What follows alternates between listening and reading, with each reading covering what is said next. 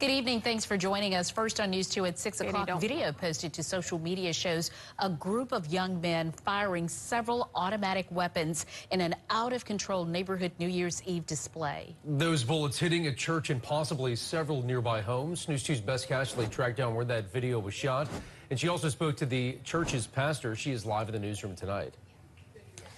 Well, Michael, people in the neighborhood did not seem shocked when we pointed out the dozens of shell casings and visible bullet holes on the property.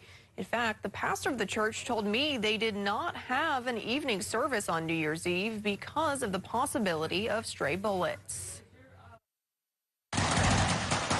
This video captured New Year's Eve shows several young men firing different guns recklessly in the Eden Park neighborhood.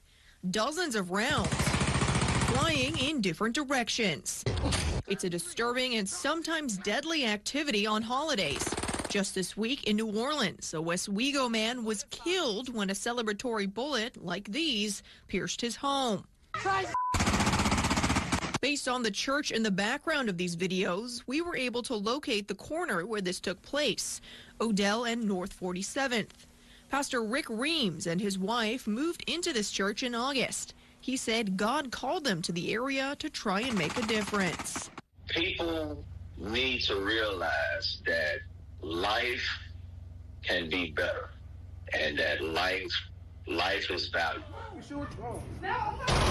That lesson apparently lost on these young men.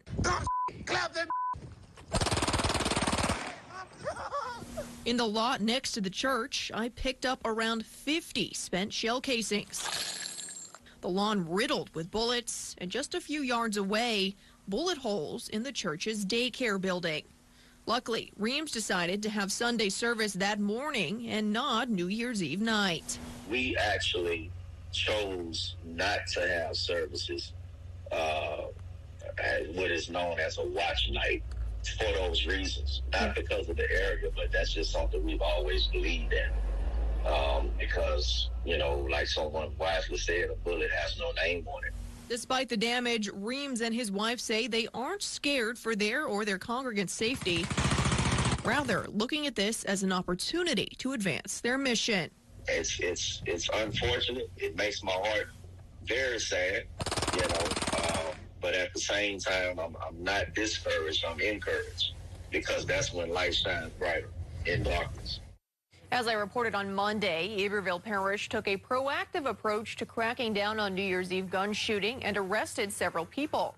Here in Baton Rouge, there were no arrests. In the newsroom, Bess Casserly, WBRZ News 2.